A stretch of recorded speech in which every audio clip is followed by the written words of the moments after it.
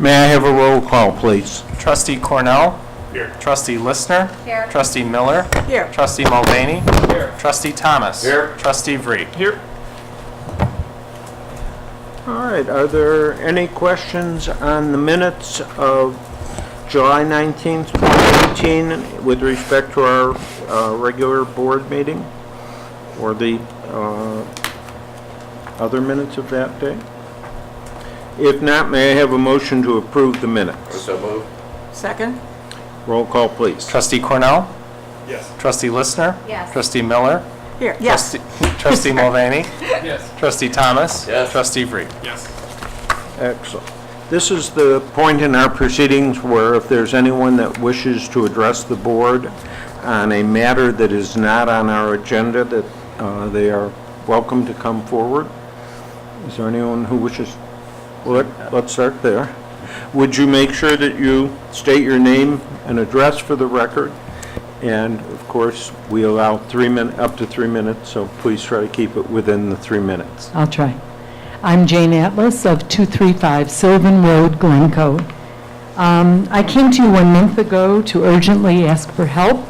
Since that time, the village has done nothing to assist me. Rather, I've had to face repeated obstacles from the village staff, including a stop order that has precluded emergency shoring work from proceeding. Let me be clear, the drainage system on Sylvan Road installed by the Village of Glencoe has collapsed in part and has caused severe erosion to my ravine property. The failure to act by the village has necessitated that I take emergency measures to stabilize my home, the very measures your staff is preventing. I have consulted with 4 experts, including the expert with whom the village consulted in developing the steep slope regulations. All of them have unequivocally identified the village's failed drainage system as the cause of the erosion on my ravine slope. Yet the village has denied responsibility. Let me repeat that in case there's any confusion or in case your staff has misled you. The village broke this, not me. Therefore, the village must fix this. It is simply stunning that in a place like Glencoe, with its resources and manpower, they claim that I am at fault by not taking measures to protect an ecosystem put at risk by the village's engineering failure that has caused a torrent of water to attack this fragile ecosystem and to endanger my property. I've been in my home for 43 years and never had a problem. It was the village that approved plans to install this drainage system and redirect the neighborhood's water onto my ravine property. No one from this board or from the village staff notified me of the project or informed me that the village has been actively monitoring the continued degradation on my property for at least a year, if not longer. During my 33 years as a New Trier teacher, I always stressed to my students that they must be accountable for their actions. Accountability means taking responsibility. You broke this. You fix it. Let me make something else abundantly clear, and I want this to go on public record tonight, because this is not just about me. Did you board members hear me last time when I said that there is an electric pole in the ravine that is at risk? Do you understand the threat this presents to the residents of Glencoe to have the street's central electric pole vulnerable to toppling over with its live wires? Why is the electric pole sinking? The soil that holds the pole is quickly eroding away under the force of water released from the village's failed drainage system. Your staff certainly knows the danger involved here, as does the staff at ComEd and AT&T with whom I've been in contact. No doubt about it. You need to clean up this mess and do it quickly. Here is what I will not do. I will not be coerced into granting easement on my property. You may not use my driveway unless the terms are mutually beneficial in light of the village's responsibility for this problem. I will not share in the costs of paying for a public works project to fix a problem I did not cause. I will not be told this is my fault when I know full well that it is not. Here is what I am willing to do. I will agree to sell my property to the Village of Glencoe for my home's documented fair market value of $527,000. as there is no other access point except my driveway to undertake the stabilization plan, this is a sensible approach to facilitate the project that will leave the village with an asset that can be resold upon completion of the Public Works project. If you are unwilling to acquire my property, at least stop interfering with emergency measures to protect it. The village allows this routinely when homes are damaged by fire and other disasters. Why am I being treated differently? My stabilization costs are likely to exceed $100,000. All this because of the village's failed drainage system. Accountability. There must be accountability. Board members, do the right thing. Is Dave going to? I think I am. There are a couple of points, Mrs. Atlas, that I believe are relevant and that I believe warrant some response from the village at this moment. One of which is the statement that we, the staff, are in some way standing in the way of your emergency shoring work. And I apologize if that's a perception that you have received. As we've indicated to you in a multitude of written responses through your attorney and our attorney, we were unaware initially that what you had applied for as to a permit for the work that you were hoping to undertake was, in fact, emergency shoring work. It wasn't indicated in any of the permit materials.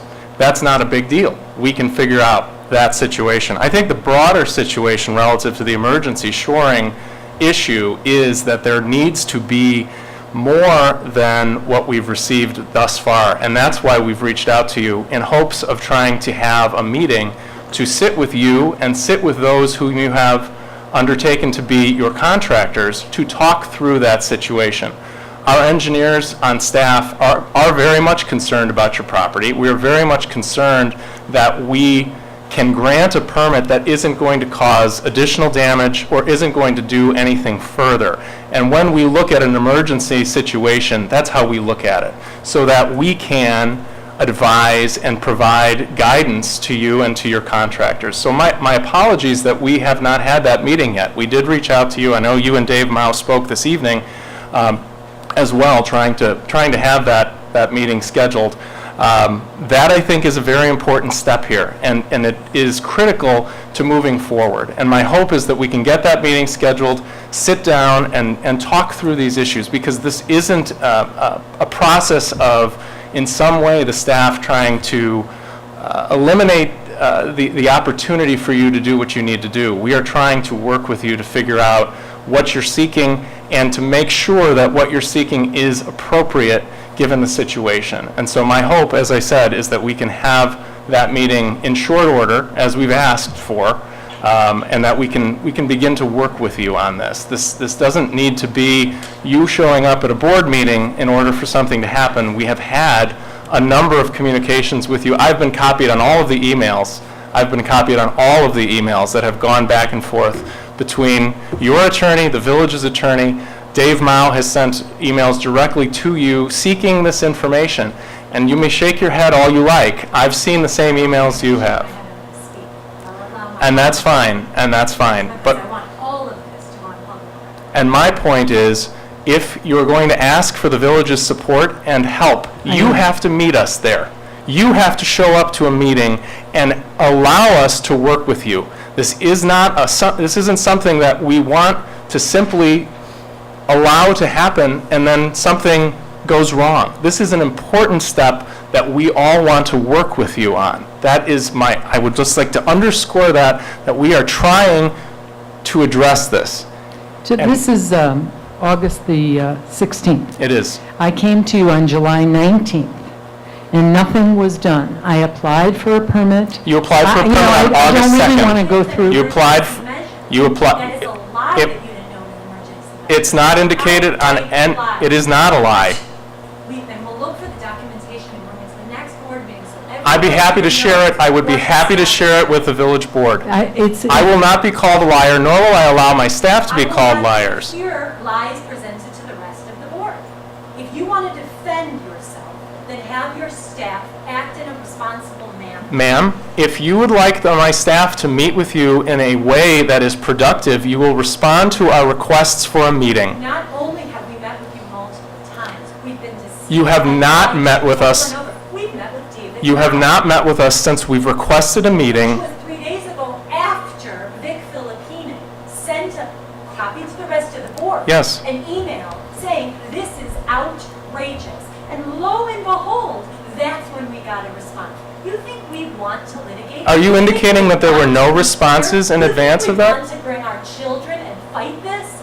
You don't have any idea the stress that this is bringing on us. This is not our issue. This is your issue. You expect a retired school teacher, my husband and I, and our school children, our 1-year-olds, look at my son right now. You expect us to come to you? You expect us to fix this problem? No, sir. It is unreasonable what the village is doing. This is a small community. I was raised here. My mom had us here. And I will not take deceptions in the name of you covering up your staff. The board members need to understand what is happening. I'm about to make a presentation that will show unequivocally what we're dealing with. And then I'd like you to respond to me with it. Any other questions?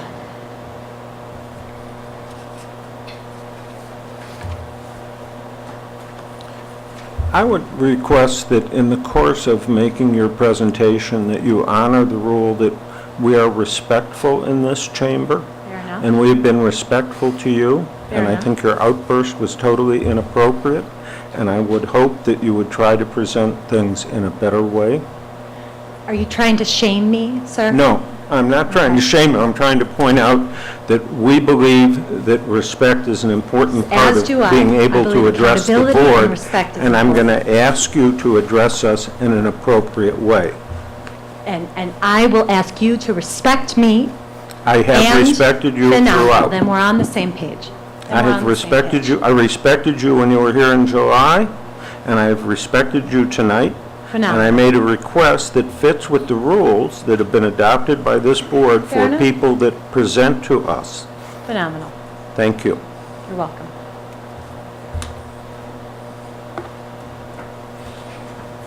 Let's look at what we're dealing with. Here's the Frank Lloyd Wright Bridge, and I invite everybody on the board to walk the property to see exactly what we're looking at. The south of the bridge, as you can see on your left, this is what a normal, natural ravine slope looks like. Gradual, easy moving, and on the right, that's what the village has installed. Here's the pipe. And let's look at what a video footage looks like of the torrent of water rushing from the neighborhood water onto our ravine.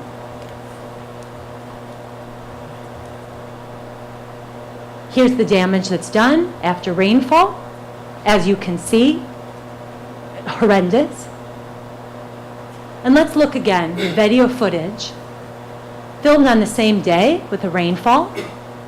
You can see for your own eyes what a normal natural ravine looks like on the left to the south of the bridge and on our side of the property. Here's what that looks like in rain. When it rains, this is what happens. This is not normal, this is not natural, this is not gradual. And you can see the effects it's begun to have on our home. This is what our house looks like. This is what we're dealing with. This is why the outrage and the anger towards the situation comes to us. This is what we're dealing with and what the village board has denied responsibility.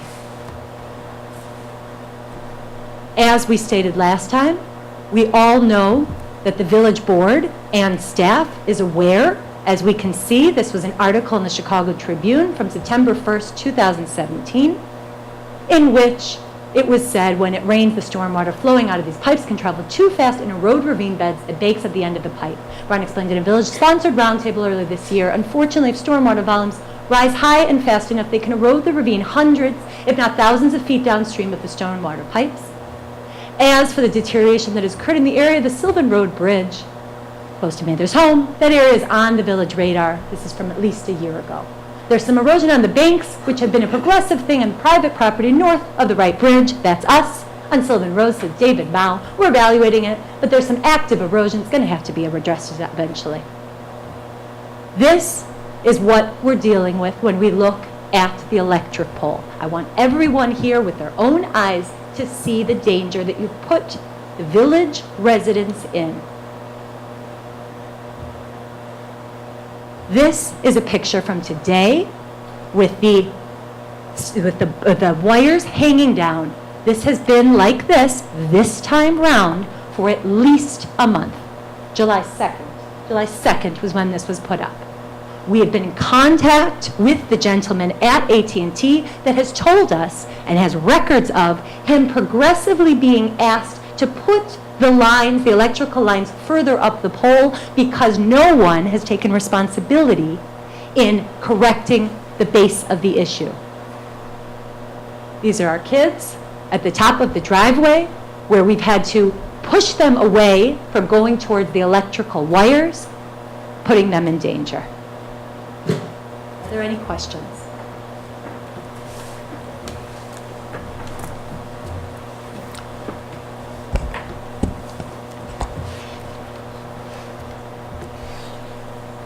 The installation date of that pipe. Our best records are probably 75 to 80 years ago. The concrete pipe, the PVC pipe on the west side of that bridge was a repair 20 years ago. Repair of a failed, of a deteriorated corrugated metal pipe, same size, replaced with PVC. Placed in the same location. Same location. There was a comment that water was redirected to the south wall. Did we change the sewer shaft of the pipe? The drainage basin has not changed. There's been no redevelopment in that area for the same period of time. Could we put that on record, that it's been 20 years plus since that green pipe has been installed? We'd like to get to the bottom of that very issue. We'd like to better understand what the case is.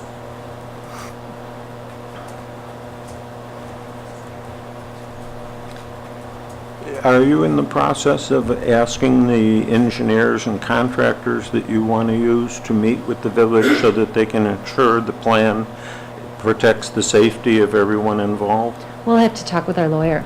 I'm sorry, Truthfully, Dana. we'll have to talk with our lawyer about it. In good faith, we started this process, in innocence and ignorance. We went to meet with David and with Anna, and the situation has turned such that we don't want to make a move until we have consultation. We no longer believe in the goodwill and that they're seeking our best interest.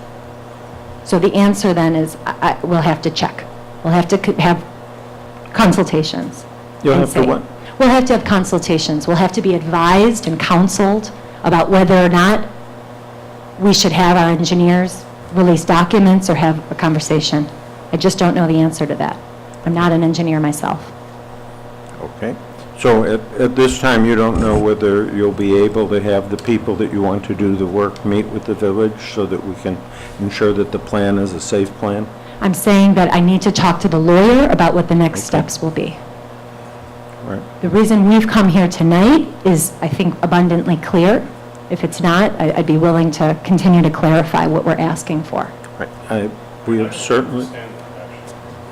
What are you asking for? I'm trying to be you keep saying the village and the board has done this. Correct. I actually never got down to the points and all this stuff. Mhm. So I'm trying to listen and understand the context to it. But where I'm getting a little lost, I'm a lawyer, so I appreciate that you're saying that it's speak to counsel, but you're also saying there's a problem. Obviously, it's a very big one to you, your mother. Don't we need to have a meeting of the engineers, folks who know? frankly, We've had better many than engineers. We've had many consultations with many engineers. As we pointed out, the village? they've unequivocally, no, not with the village yet. Well, I guess, I'm not trying to argue, but I'm just trying to understand the context. And I heard your mother very eloquently talk about folks have said, engineers have said, this is what the cause is. Correct. Now, as I sit here, I also hear Dave say that the these are pipes that have been there for quite some time. Makes me wonder what, if anything, changed, what's going on. Us too. It seemed to me that that would be where you want people who are smarter than me and other folks who are engineers to sit down and speak to one another. So I could not agree with you more, and if I continue to have faith in the goodwill of the village staff, which was our initial take, we thought, we'll call, we'll trust. This is something that we had no reason to have any doubt about everybody looking out for our safety and our goodwill, and we've been shown in actions and behaviors that that's not the case. And so I agree that we want answers about when it was installed, what's gone wrong, and what's caused the severity of the situation. All the engineers we've spoken with have given us very clear and unequivocal answers to those questions, and David now has denied responsibility and said that it is not the case. But what I'm struggling with is, if you've had engineers who've said things that are very clear and unequivocal, why wouldn't you want to share that through the engineers with the village engineers? Here's what the village has proposed to us so far. Going through, you know what I mean? Like, the Yep. engineer telling you, telling somebody else, right? Right. Here's what the village has proposed so far, so you're aware. They've proposed, when we said we won't grant easement, we won't, for something that we have to then pay for. You want to move forward with the project and then have the costs come to us. The last proposal on the table is a cost-sharing mechanism to shore up the entire ravine. That is not acceptable to us. And so you're absolutely right that we want to have answers, and we want to now understand at what point engineers can come together in a spirit of cooperation. We have not been granted a spirit of cooperation so far. So hopefully, our intention in coming here tonight is to make everyone aware and to make this transparent so that you're asking good questions as we follow up through the case. We don't want to block everybody off. We can't afford to do that. We want to find a solution. We want to move forward with this. So far, it has been mishandled, to say the least. Part of my job is I get people that come in as clients in your situation that are angry. And a lot of times it's anger about the past as opposed to the solution. I would just point this out, that the solution is not going to be between you or I, or you or Larry. It's going to be among the engineers. If it's not the right solution that you're accepting, that's a different path. But man, I really hope you give that an effort. We want to get the solution. Everyone does. Right. Everyone does. The toll that this has taken on our family, the emotional toll, the financial toll is profound. We don't want to continue to fight. We want to look for a solution. It's the reason that we're here tonight. I couldn't agree with you more. I'm just afraid you can only take it so far tonight until we have engineers that speak to engineers. So help us find a solution. We've come here seeking your aid and seeking your support. Wouldn't that be a meeting of some sort? I know you said you have to go speak to council, but it strikes me it's easy to put together an agreement that this is a settlement, and what we talk about is not going to be used in litigation or whatever comes forward. You want the professionals to just a suggestion. Beyond my wheelhouse, I appreciate the suggestion. I really don't know. I'll add a little bit to that. You're asking us to make a decision, but we don't have two sides. We appreciate and believe in your candor and honesty and your effort and transparency. But as a board, we really do need to have the information in which to evaluate. Fair enough. Without a meeting or a sharing, without a coming of minds, we as a board really don't have much else to go on. Fair enough. Fair enough. In order to move forward, it seems to me rather important that the professionals be involved, i.e. your engineers that you rely on and that you think would be able to contribute to this, and you had brought in other people to work on it. Putting those people in touch with the village so that a plan can be worked out that makes sense and provides for safety as our statutes require is the appropriate way to proceed. I don't think there's any point in us sitting here and saying, gee, there's more than one way to look at the facts, and you have a viewpoint that you've expressed, the engineers and the people that work for the village and who have been consulted may have a different view of a lot of the facts. What the facts are, in that sense, is not something that we should be sitting here debating.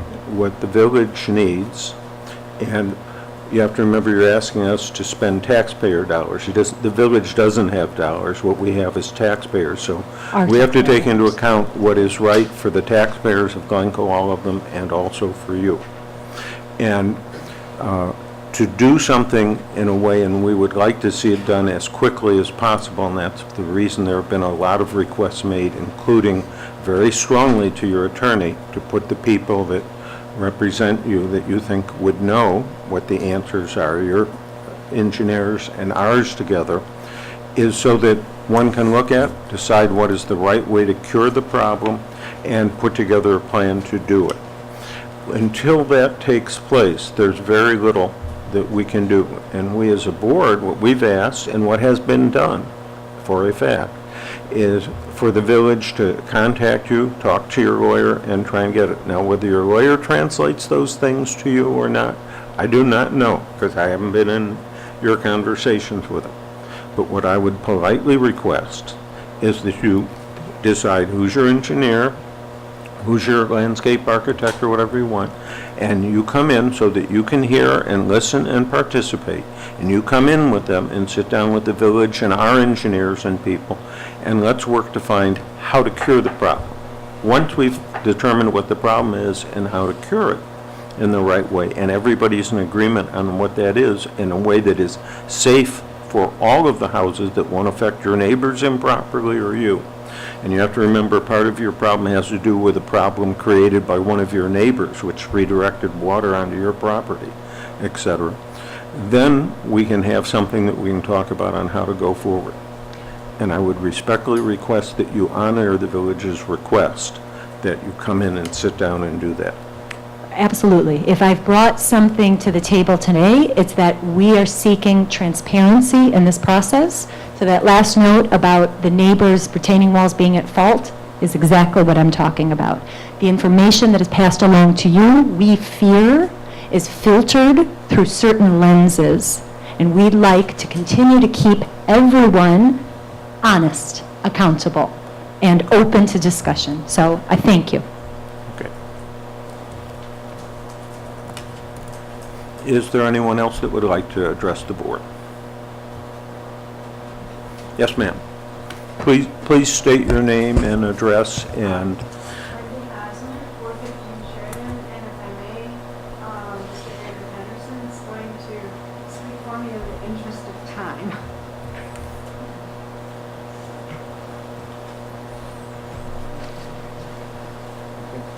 Hi, good evening, thank you. I'm a friend of the Hosman family, and they're a little bit nervous coming here into a meeting like this and talk to everybody, so they asked me because I'm more gaddy.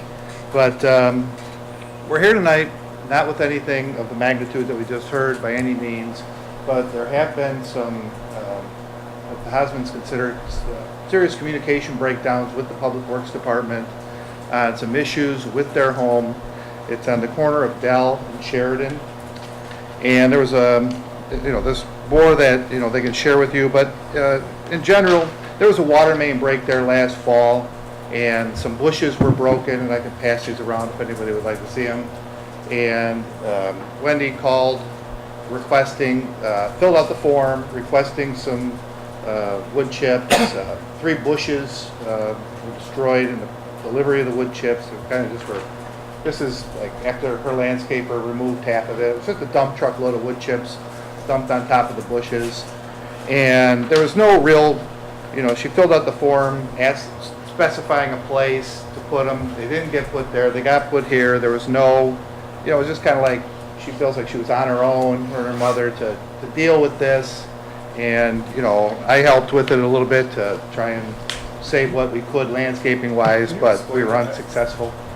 Wood chips were dumped where and why?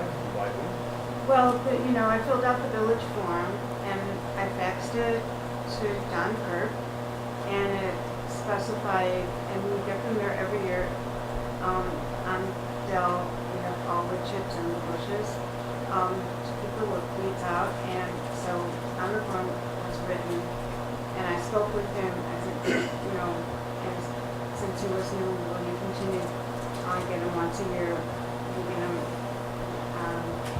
Dell. I said, yes, so I specified at the end of the bushes and away from the boulders and away from the fence. But they were left kind of in the middle. There were still 5 bushes to go down the line, and they just dumped them there. They kind of covered a bunch of bushes, and one was totally buried. So it was in writing on the form, as well as I spoke with That helps, I just saw the picture. Oh, sure, yeah, yeah. them. And Well- they needed to be there, well, they get used all the time, but there, because of that water main break, there was, and behind the fence is a large ravine. And so when there was that water main break, that water was kind of directed and rushed down the wood chip, down on the wood chips. So they directed the water not on the street, but onto the wood chips. It washed away all the wood chips from the water main break down. And the water also, because of the flow of water, went under the fence and eroded everything behind the fence as well. So that, so the wood chips kind of filled in what happened in front of the fence, but what's behind the fence is still a problem. Yeah, I mean, the water just flowing through the ravine, basically. And then just recently, Public Works gave a phone call. There's a policy about the bushes growing by the sidewalks. It's on the website, we're aware of that. But this is a view of the home. I don't know if you want to pass around, if it helps, but this is Google Maps. But there was a phone call saying that some trees needed to be trimmed, or bushes needed to be trimmed, and they were encroaching on the sidewalk. So Wendy trimmed one. Somebody from the village came out, spoke, Wendy's mother, Stasman, about the situation, and she said, okay, we'll trim it. Yeah. Yes, I'm 94 years old. We live in Glencoe in that house for 24 years, and I've been treated terribly. I understand what these people have. We had the same thing, but not quite as bad, thank goodness, with our ravine. They dug up everything, they messed up everything, they didn't put it back exactly the way it was. I wasn't young then, and I want to be reasonable. I understand what you have to do, but if it was nicely done, why couldn't it be put back the way it was? We have to do a lot of work on our own. I'm a widow for 20 years. My daughter lives with me, she's my younger daughter, and everything was difficult, and it just made me sick because I felt I couldn't talk to anybody. It was just above, no understanding. And I'm 94 years old, and I'm constantly getting calls. You have to chip, you have to cut this, you have to do this, you have to do that. We do everything right. My daughter works hard. I can't afford to have someone come in every day for everything. We try to keep it nice so you can come and see and check for yourselves. But you can't call me at 8 o'clock every morning and tell me a little thing is hanging. I walk down the street because I'm supposed to get exercise. There are plenty of trees hanging, plenty of bushes. We trim ours the best we possibly can. It's not in the way. That is a corner, and there has to be a sign that it's a corner to turn right or left. Put a stop sign, put something there. Don't blame it on the trees. They grow up there. They have nothing to do with where you turn in. And our bushes, we had to replace everything. We had beautiful palm, what kind of trees were they? Well, Yes. that was related to a sewer project in 2000. We had 3 or 4 times that you had to fix the water right by us on Dell and messed it up. When we were younger, we could do some of it, we got someone to do something. I'm 94 years old, my daughter isn't young either, and I just cannot go through this all the time. I'm not feeling well. I don't want someone calling me up because there's a little something. It's not hurting anybody up there. And we do have a very fine people that come. What's their name again? Well, Brightview. They used to be Brickman. They know what they're doing. They're very nice people. They take care of everything. But we're treated terribly for the time that we've been there and the time we've tried to do everything right and to keep things nice. You should come and see the beautiful flowers that my daughter has grown here and how beautiful we filled in everything. That's not the way to treat us. I understand this young lady has a terrible problem, but ours is a terrible problem for us, and I can't take this anymore. I'm getting sick. You're raising my blood pressure, and it's for nonsense. Well, then, I think the straw that broke the camel's back, as silly as it is that the last phone call was that they would trim the bush in question, and they wanted to take it out, but they agreed to trim it instead, and that was last Friday afternoon. I come home, and the bush was cut down to the trunk. And it was And in with the back. no phone call back to us that, well, we can't trim it satisfactorily, so we will. And they didn't take it out, so, you know, how can you plant something else there when it wasn't taken out and it was just cut down without telling us? And I think that's the whole point, that, you know, there's bad communication and we're just, you know, we feel like I come home, I never know what to expect. If I, you know, look on the Parkway or down on Dell, I never know what might happen there without my knowledge. And it's just an uneasy way to live. You know, when it's property that, you know, you love and take care of and, you know, put your heart and soul in. We do, and it's made me very nervous. I can't afford that anymore. And there's no need for it. We want to cooperate and be nice, but they're unreasonable. And we do trim everything. I can't cut the trees down on top, so they hang over. And there is nothing in the sidewalk. We have a rope holding everything back along the sidewalk, so it shouldn't fall and be in the way. And the bush in question was not against the sidewalk. It was all the set way back, and it happened to have been planted by the village. And we paid for it and they planted it several years ago. We'd like it replaced. And I would like it to have a little more peace. We keep it and we don't do anything to hurt anybody. But maybe you should put a sign up there, a light, a sign, something, Well, that people should be more careful when There they is a turn. light pole before you get to the corner for pedestrians, and a sign could be put there to caution cars. Because people kind of should look both ways when they get to the street. It's a side street and there are a lot of trees. They've been there. I mean, we can't cut them down, and I'm sure you don't want us to. But that wouldn't help anyway. People have to be more careful. My daughter was hit on one of the streets because somebody just didn't look. All they did is go. She had to throw herself on the sidewalk not to get killed. She had 2 surgeries, and it wasn't right. And I don't know what the woman did. She didn't even get a ticket or anything. I mean, I've had it. I need peace, and I don't want to be blamed for things that are nonsense. We're keeping it nicely, and we're working hard. And I need some peace. I don't want to be hauled up constantly with something. We take good care of it. We have good people taking care of it. And so they know what they're doing. And it's not our fault that the trees are growing and the corner is the way it is. The people down there don't seem to care enough if they don't watch what they're doing. You don't just turn. You have to look.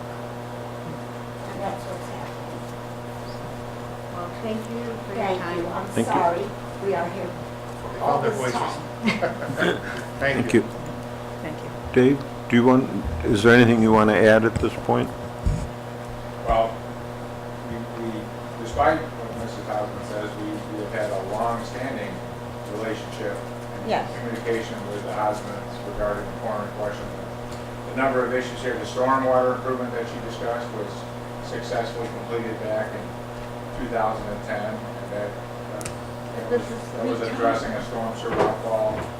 Fencing went in. All of the area in question is public right-of-way, and the recent trimming and the removal of an arborvitae were for safety reasons. The line of sight at an intersection of the public street with Sheridan Road was an obstruction with the pedestrian safety and vehicular safety. For the record, I would like to say that the intersection, if you're on Park going west, right before Green Bay Road, on the southeast corner of Green Bay Road, there are shrubs, and they obstruct your vision when you're you know, if you want to look and see if there's traffic coming from the south or a bicyclist, you can't see. There are And many you can't places. trust, oh, well, okay, I have the lighted screen, I'm just gonna go. I kind of check anyway, and you can't really see. And that's a public area. But there are a lot of other private areas that where work could be done. Because I know these areas, so, you know, if we want to get down to We- the nuts and bolts, I can give you a We will take a list. second look and meet with the Hosmans and look at that corner again as we. The corner As we have done- angles, done a so number it's of a times. difficult corner. So you put a light up, or you put a sign up, a stop sign, something, Well, they have a stop sign on Dell, but you can't There is see a it. stop sign, there is a street light. Yeah, there are no There lights could on be a there. sign for pedestrians on the street. So, you know, something for them to notice. And there I are mean, people coming in It is from, difficult because it's an angle. and, excuse me, but there are people coming because you opened the lake on Dell to strangers. They're coming from all over the city. They are throwing garbage over our fence. She has to go over the fence to clean it up. And they're dropping everything, and they're coming from everywhere. That should not have been an open street to the lake, to strangers. People have to go and pay for going to swim. That's no need, that's where the trouble is. Lots of people are going to the beach at the end of Dell and not, Yeah, and they're coming from the city and all over, and they're parking their cars all over. All right, staff will look into it more and we'll explore it more with staff. Thank you for bringing the matter to us. Thank you, I'm really And sorry, staff will be because we back love in the touch with you. place. And I Thank you. hope it- Thank you. I do hope it's like- Is there anyone else that would like to address the board?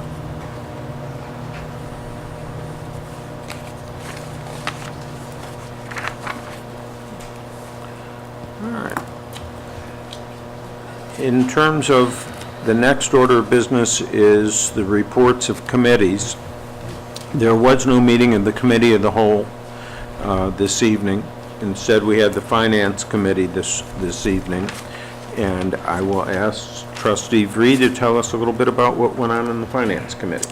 We had our Finance Committee meeting. We had our normal agenda, talked about the monthly financial reports so far for the year to date. Revenues are trending ahead of prior year, primarily from property taxes. Both the increase in the levy as well as the EV, whatever, the value of the properties, EAV, there we go. The EAV has gone up, and so it's helped property tax revenue. Second quarter was talking about the community improvement program. We have another quarter of not huge expenditures. Sewer rehab was one of them. Then we budgeted about $375,000, but it looks like we are going to come in under budget on that amount. And then finally, or two more things. Then we also talked about the comprehensive annual financial report. I will let. Are we going to do that now, or should We're we? going to do that in a minute. Okay, so 1 minute. And then finally, we talked about basically our checking account and earning a higher rate of return on our, what's effectively the village checking account, in using different bank products to earn what's going to be a better rate. And that was the meeting. Okay.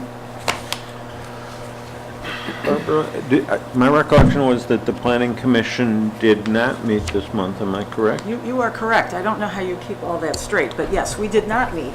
We are going to meet on Wednesday, the 25th at 7:30. And one of the things that we'll be talking about that might be of interest is continuing our discussion of the design standards for the downtown area. And there will be presentations both by our chair as well as by our village planner, which I think will be of general interest to help orient so that we can figure out how we want to approach updating a decades-old design standards policy. So anyway, I'm just putting my plug in for people to come to our meeting. Thank you, Barbara.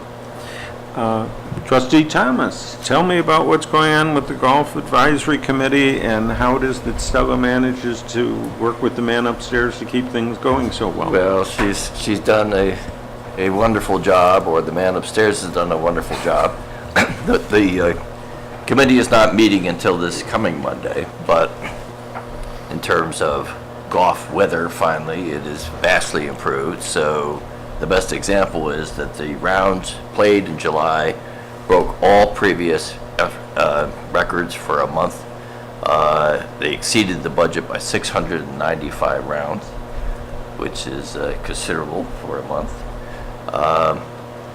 The Golf Academy revenues, that's the teaching of people how to play golf, are up 9% compared to last season, and the vast bulk of those people taking lessons from the Golf Academy are Glencoe residents, 85%. There was the golf course hosted a Play for Pink event that raised over $5,000 for breast cancer research. And finally, showing how Stella is always on the prowl for how to save money, the Green Acres Country Club, as many know, has folded, and they have equipment to sell. And so Stella was able to buy both a sprayer and a trencher for about 30% lower than the market value. So that helps considerably. And that's my report. Thank you. Trustee Mulvaney, tell me what is new with the Sustainability Task Force.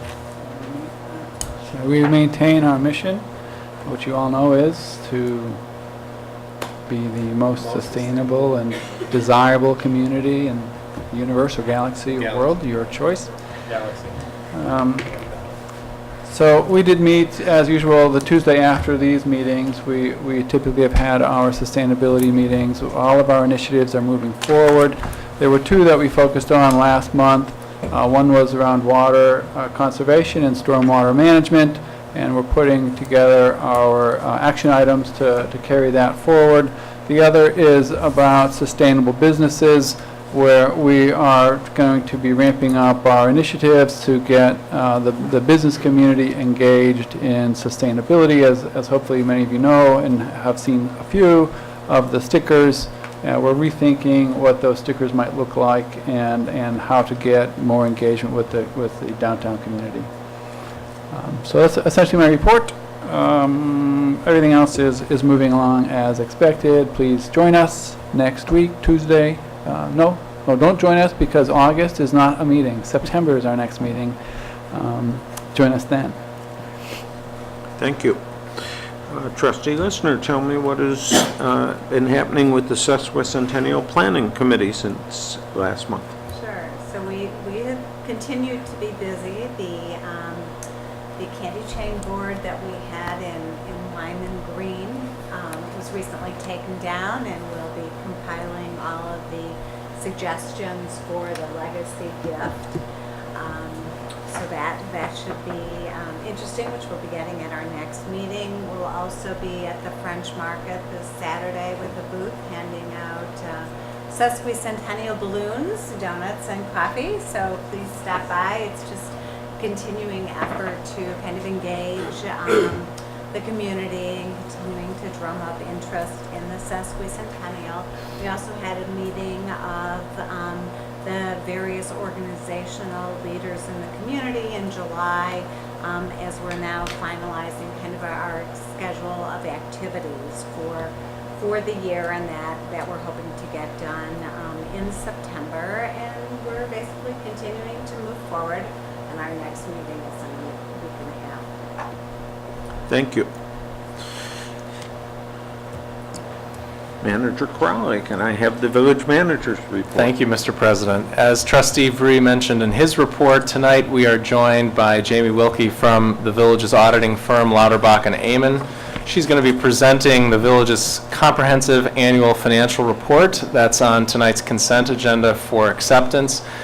Jamie was, as Trustee Vree mentioned, at the Finance Committee meeting tonight as well, and so she's going to provide a brief presentation for the full board's benefit and answer any questions that anyone may have. Jamie. Thank you, Phil. Thanks. Good evening. As Phil mentioned, we did have a full kind of deep dive into the CAFR earlier this evening, so I will keep tonight's presentation brief.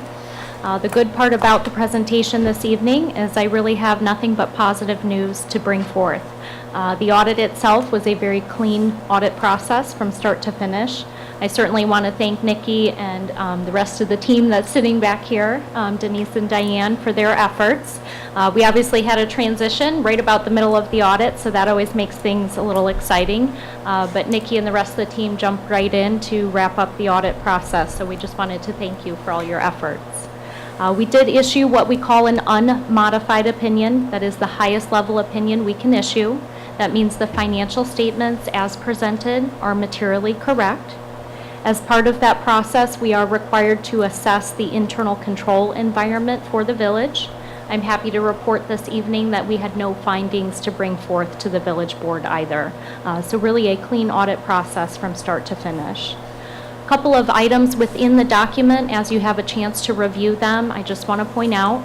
Towards the beginning of the report, you'll find a section labeled Management's Discussion and Analysis, or MD&A. You'll find 14 pages provided within this section of the report. It is intended to be the executive summary, so I always encourage our boards to read that section in detail, really providing a nice high-level overview of the results for the fiscal year. Overall, we did have positive results for the fiscal year ended. General fund reported a surplus. We had some significant investments in capital assets throughout the year, and positive operating incomes in the water and golf fund. So overall, a very positive operating result for the year. I'd be certainly happy to answer any specific questions. I was not going to go into too much numbers detail, but would be happy to answer any questions the board might have on that larger bound document.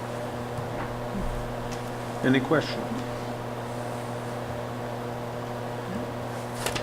Thank you. Jamie. We appreciate the opportunity to come out this evening. Thank you. Thanks. Thanks, Jamie, and I just want to echo your comments relative to the finance department team. They really do a great job, and I'm glad Diane's here tonight to see this Yes. move its way through, and of course Denise and Nikki for all of their efforts. It is quite a process, as It you've is. said. Yes. Thank you. Thank you. As we're talking about budgets, it's worthwhile mentioning that the fiscal 2020 budget process is underway, even though we're less than halfway through the current fiscal year. We are in the process right now of developing our updated 10-year community improvement program, the CIP, as we reference it, as well as beginning to outline financial forecasts for both revenues and expenditures. We are actually commencing the development of a first round of operating budget requests from each of the departments, and we will be talking about those in the next several weeks. This fall, the Finance Committee is going to begin to review the budget document, beginning with the CIP, the financial forecasts, and our budget assumptions. Then, coming up in November, the draft budget will be presented to the Finance Committee, with the full board reviewing the budget in December and January. Of course, as we have in the past, always invite the full board as well as the public to participate in those discussions, all of them, all the way through. And we will be doing some ramped up public engagement with our budget this year, just to make sure that folks are aware of what the village's budget process entails and what the budget itself includes. Last year, as you may recall, we did our first budget and brief. We intend to do that again after the budget is approved, as really kind of a tool to help explain it and to share that with the community. So budget process never stops, as we've said before, but we're hard at it. I've asked Chief Lewandowski to just say a couple of words this evening. We've kind of seen an uptick in issues related to identity theft. We've been doing a little bit of public outreach this week, and I just thought it'd be worthwhile if he made mention of a few items. Sure, thank you.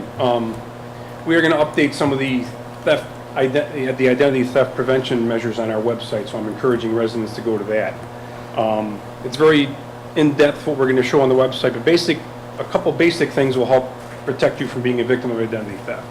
looking at your monthly credit statements and your bank statements, making sure that everything is in line with what you did throughout that month goes a long way. Another thing is never to give your personal information over the phone or online to people that you don't know. Secure your personal information the best you can, and shred your documents before you discard anything in the garbage. Believe it or not, there's scammers go out there, they dig through garbage, you get personal information, they try to open credit cards in your account, in your name and things like that. And that's usually the biggest majority of identity theft that we have is people opening credit cards with your information. So protect your information the best you can. Look at some of the tips on our website. Review your annual free credit report from one of the reporting agencies. That'll help you keep on track to make sure that your identity has not been compromised by anybody else. And of course, if there's anything unusual on any of your documentation or through your credit report, call public safety and we can assist you as best we can. Thank you. One of the things that we've seen happen quite a bit are phone calls from individuals posing to be representing the Internal Revenue Service, basically stating that if you don't give them personal information, the police will be showing up at your house that afternoon to arrest you and take you off to jail. My own mom has had that phone call 3 or 4 different times, and every time she questions whether it's legitimate. And so I think it's worthwhile always being aware that those kinds of scams are constantly going on, and there's always, unfortunately, the threat. So just being aware of if something doesn't feel quite right, it probably isn't. And public safety is always the best resource for the community if there are questions. We're coming up on Labor Day. Again, it is Monday, September 3rd. Just as a reminder, the Village Hall is closed that day. Monday and Tuesday, garbage recycling collections that week happen to fall on Tuesday and Wednesday. That's the holiday schedule. We'll push some information out on that in our biweekly e-news briefs. And just to bring something to full circle, last month, Trustee Mulvaney made mention of an interaction his wife had at Northbrook Toyota, thankfully, which is located in Northbrook, regarding some issues they were having with improvements that they've been making to their property and their frustration specifically with the village of Glencoe. I did call the general manager at Northbrook Toyota as well as some of my colleagues over in the village of Northbrook, confirmed that they are working collaboratively, that actually those staff members were misinformed. They're aware of the fact that the Mercedes dealership, which is just next door, is in Glencoe, and they assumed that the issues that they were having were with us, and thankfully they were not. So I just wanted to bring that to the public's attention. I know I shared that with the village board, but just wanted to make mention of that. And last, but certainly not least, just want to congratulate our assistant to the village manager, Megan Hoffman, whose wedding is next Saturday, right? Yeah, in Ohio. And she's already committed to be willing to answer her cell phone up until the moment she walks down the aisle.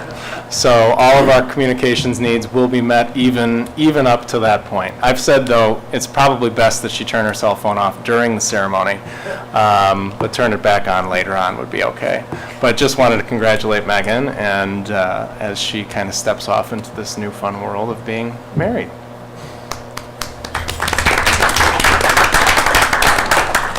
And with that, I'm happy to answer any questions the board may have. Otherwise, that's my report this evening. Any questions? All right. Thanks. The next order of business is some appointments to village commissions. The first one is the appointment of Georgia, and given my ability to pronounce things, I will only butcher it partially. Miliopoulos to the Plan Commission. And may I hear a motion to do so? So moved. Second? All those in favor? Aye.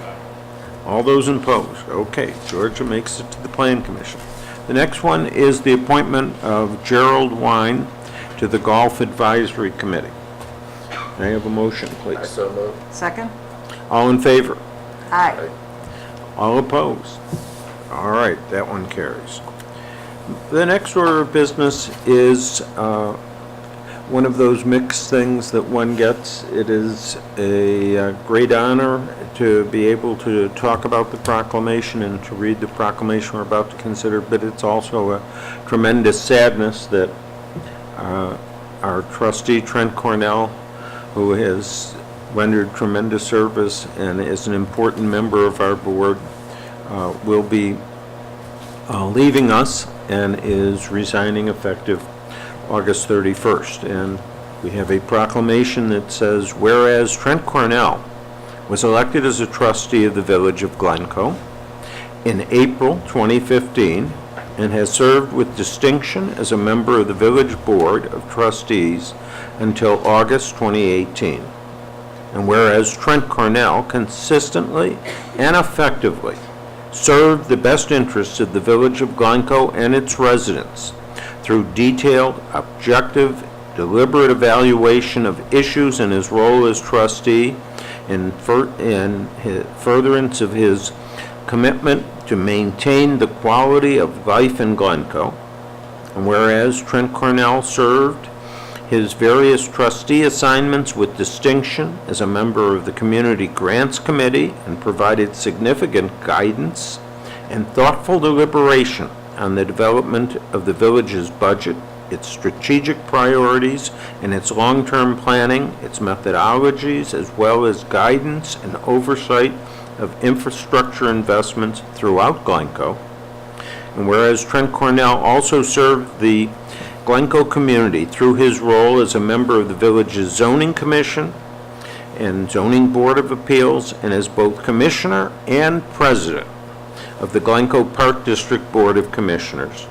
And whereas Trent Cornell gave unselfishly of his time and fulfilled his responsibilities to his fellow citizens in the most professional, responsible, and honorable way, now therefore be it resolved that the village president and board of trustees of the Village of Glencoe express on behalf of all the citizens of Glencoe their sincere appreciation to Trent Cornell for his outstanding service and commitment to the Glencoe community, and wish he and his family only the very best for the future. And I would add that it's been an honor to serve with you. I think of you as a dear friend, and I will miss having you on the board with us. And I thank you so much for all that you've done for Glencoe. Hear, hear. May I have a motion to adopt? All in favor? Aye. Carried unanimously and for very good reason. Let me give you the signed copy of it. You may be able to find a place to put it. Thank you, Larry. Appreciate it. My pleasure. Oh, did you want us to? Yeah,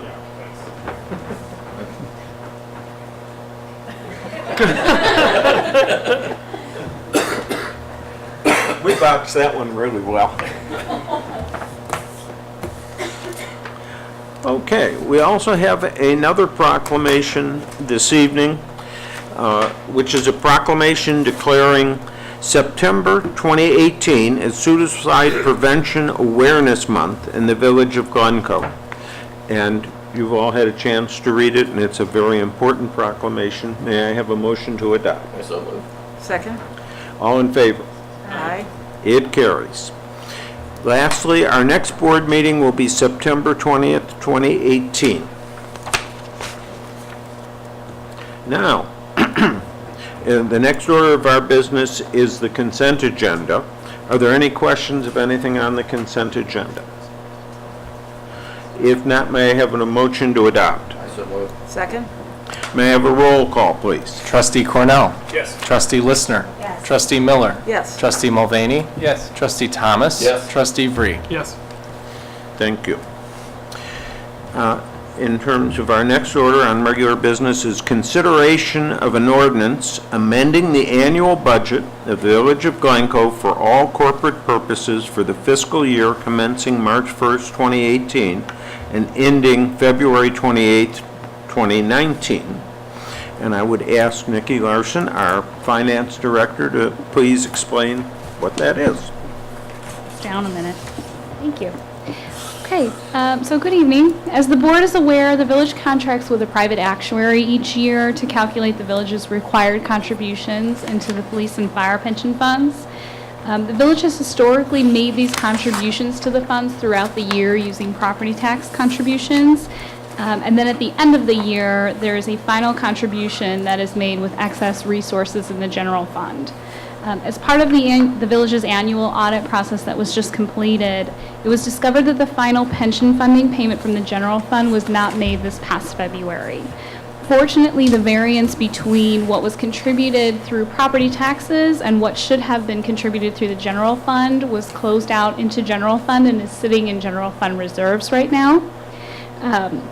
We did have a conversation at the Finance Committee last month, and staff is recommending that this remaining amount be transferred from general fund reserves in the current year.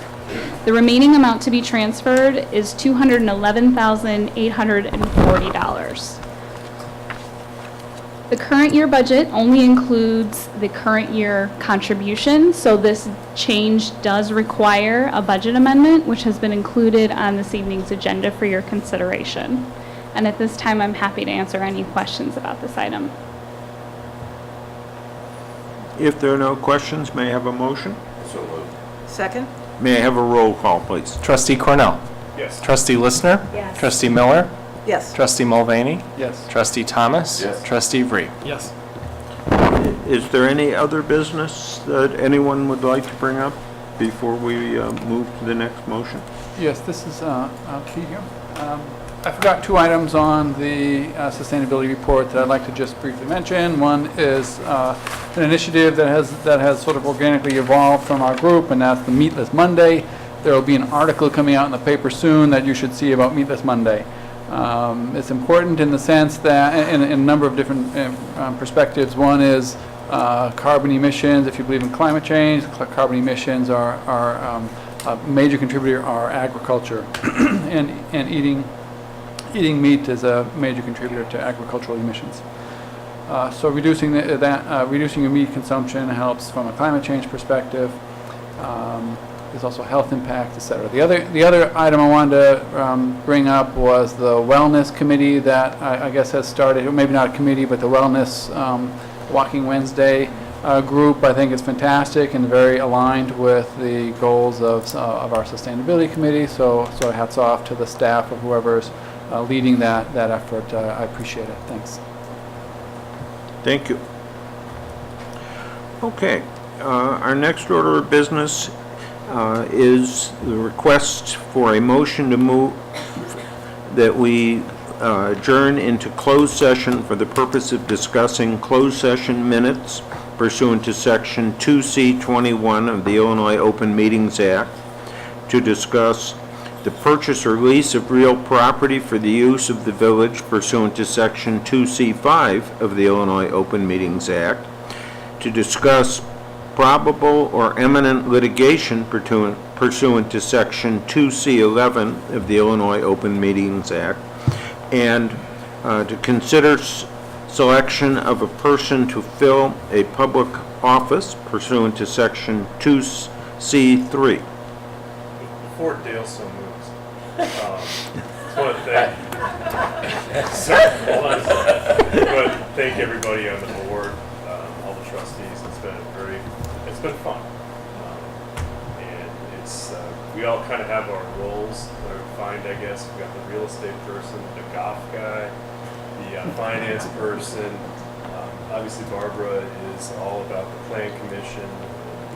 You may have guessed sustainability. We're on my left, but it's been a lot of fun. I appreciate it. I'll be easily replaced. I don't bring anything specific, except when Scott left, I took over the curmudgeon role. But what we do is easy. It's the staff that makes this all possible, and it's amazing. I tell people all the time how just shocking it is of the folks that work in the village. You're like a quarterback. You get too much credit, too much blame, right? But it starts with Phil. Thanks for everything you've done. What you continue to do, continue to improve, which is all you could ever ask for. And that same tenor of like probably getting too much credit, too much blame is the Dave and Carrie and Stella, now Nikki. The work you guys do is just unbelievable. It's shocking to me if somebody says that there's a pipe that's sticking out. I mean, when was that done? And Dave's like, about 42 years ago. And he's right. So it's great. But then again, it's the staff's behind it. I think of when there was a change when Nikki came in, and all the time that Denise put in, and all the time that Diane put in. There was the water main issue or water intake issue. Remember Alex hanging out all night at the beach. And it goes all the way down to when I had to pay for my parking pass, the folks just at the front desk and how nice they are. And then the people coming in now, George, Megan, Adam, everybody from you, Phil, down to the people I meet when I get the parking pass are wonderful, notwithstanding some very wood chip issues. So thank you, and thanks everybody on the board and everybody for all the help we got. Oh, our legal counsel's not here. I was looking at the guy who's sitting up here as our legal counsel. There's lawyers all over the place. Well, thank you very much, Dale. And so moved. Before I move, I just wanted to say I think Trent has been a tremendous contributor to this board, and I think while he's modest about what he's contributed, I think earlier this evening illustrated one of his strengths. I mean, there were people who obviously felt very strongly about the situation they were facing at Sylvan Road, and Trent, through asking in a very calm manner certain questions of the people involved, I thought helped to diffuse that situation and had people feeling better about it as they left. And I think that, under the circumstance, was a considerable accomplishment. So I think it simply illustrated the skill he brings to these kind of matters. And with that, I will move that we go into closed session. Second. Roll call, please.